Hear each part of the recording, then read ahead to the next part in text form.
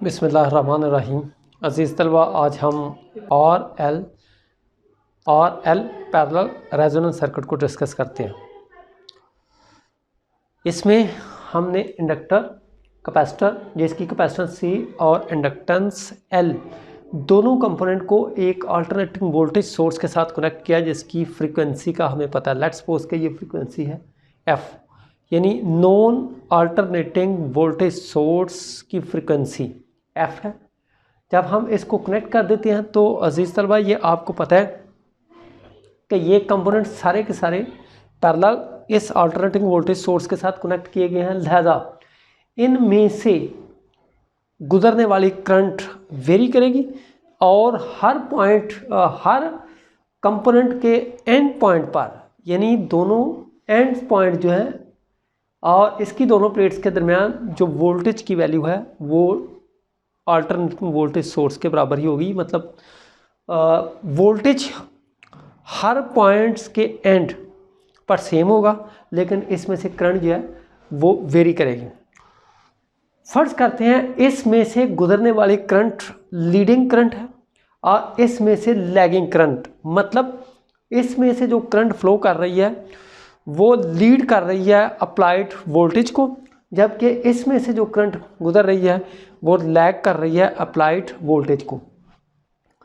अब alternating voltage source की एक ऐसी फ्रीक्वेंसी जिस पर अल्टरनेटिंग वोल्टेज सोर्स की ऐसी फ्रीक्वेंसी जिस पर इसकी रिएक्टेंस और इसकी रिएक्टेंस, मतलब XL reactance of the capacitor and reactance of the inductor, यानी ये इंडक्टर और ये कैपेसिटर की रिएक्टेंस दोनों जो है वो इक्वल आ जाती हैं। तो इस फ्रीक्वेंसी को नाम दे देते हैं रेजोनेंस फ्रीक्वेंसी। रेजोनेंस फ्रीक्वेंसी पर जो हमारे पास ब्रांच करंट होती है, मतलब इसका जो इम्पीडेंस डायग्राम बनाई है ये बनी हुई इम्पीडेंस डायग्राम इसकी ये वाली ब्रांच करंट है, यानी करंट थ्रू कैपेसिटर और करंट थ्रू इंडक्टर्स, ये लीडिंग करंट है, ये लैगिंग करंट।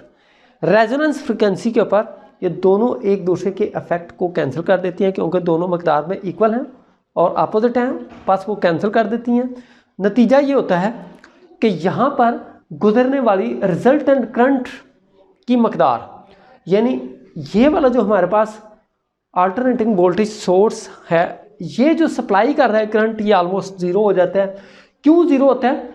बिकॉज जो इंडक्टर है इसकी रेजिस्टेंस नेग्लिजिबल स्मॉल है। इंडक्टर कहते ही ऐसे थिक कॉपर कॉइल को है जिसकी रेजिस्टेंस जो है वो नेग्लिजिबल स्मॉल हो। नेग्लिजिबल स्मॉल रेजिस्टेंस होने की वजह से सर्किट में फ्लो करने वाली करंट की मकदार ऑलमोस्ट ज़ीरो के बराबर हो जाती है। और ये किस वजह से है? Due to minimum value of the resistance. इसके बाद आगे हम इसकी प्रॉपर्टी पढ़ते हैं। प्रॉपर्टी में पहली प्रॉपर्टी ये है कि जो हमारे पास रेजोनेंस सर्किट होता है उसकी फ्रीक्वेंसी, ये फार्मूले से हम फाइंड कर सकते हैं। ये इससे पीछे वाला जो टॉपिक हमने डिस्कस किया था उसके अंदर ये ड्राइव किया गया था, ये वाला जो फार्मूला ड्राइव किया था, प्रॉपरली ड्राइव किया था। इसके बाद यानी रेजोनेंस सर्किट की जो फ्रीक्वेंसी है वो ये फार्मूले से आप लोग कैलकुलेट कर सकते हैं। इसके बाद पॉइंट नंबर 2 इसका लिखा हुआ, रेजोनेंस फ्रीक्वेंसी पर इम्पीडेंस सर्किट मैक्सिमम होती है, इम्पीडेंस सर्किट की मैक्सिमम होती है और ये रेजिस्टिव होती है। जबकि पॉइंट नंबर 3 जो है इसमें लिखा हुआ है, रेजोनेंस फ्रीक्वेंसी के ऊपर करंट की वैल्यू मिनिमम, और जब करंट की वैल्यू मिनिमम होती है तो इसका मतलब ये होता है कि इस सूरत में जब इस सर्किट में फ्लो करने वाली करंट की वैल्यू मिनिमम हो तो उस सूरत में करंट जो फ्लो कर रही है और यहाँ से इधर से जो वोल्टेज सोर्स ने वोल्टेज प्रोवाइड किया या अप्लाई किया इस पूरे सर्किट को, वो दोनों क्या हो जाते हैं? इन फेज होते हैं। जब वोल्टेज और करंट इन फेज होते हैं तो पावर फैक्टर उस सूरत में 1 होता है। जब पावर फैक्टर जो है वो 1 हो जाता है तो इसका मतलब ये है कि करंट और वोल्टेज के अंदर, करंट और फ्रीक्वेंसी के अंदर जो वेरिएशन आता है, इस वेरिएशंस को एक ग्राफ के जरिए रिप्रेजेंट किया गया है और ये ग्राफ यहाँ पर मैंने ड्रा कर दिया। करंट और फ्रीक्वेंसी के दरमियान ग्राफ है। ये इनिशियल फ्रीक्वेंसी करंट की वैल्यू मैक्सिमम और ये फाइनल फ्रीक्वेंसी करंट की वैल्यू मैक्सिमम। इन दोनों फ्रीक्वेंसी के दरमियान हमारे पास एक ऐसी फ्रीक्वेंसी है, एफ आर, जब करंट की वैल्यू जो है वो मिनिमम हो जाती है, इस फ्रीक्वेंसी को नाम दे रहे थे आप रेजोनेंस फ्रीक्वेंसी। मतलब रेजोनेंस फ्रीक्वेंसी के ऊपर या रेजोनेंस फ्रीक्वेंसी पर सर्किट में फ्लो करने वाली करंट की मकदार मिनिमम होती है due to the negligible small resistance of the inductor. Last पर एक और पॉइंट हमारे पास रह गया, वो पॉइंट ये है कि रेजोनेंस फ्रीक्वेंसी के ऊपर ये जो ब्रांच करंट है, ब्रांच करंट दोनों की वैल्यू में भी ज़्यादा हो अप्लाइड वोल्टेज सोर्स की करंट से।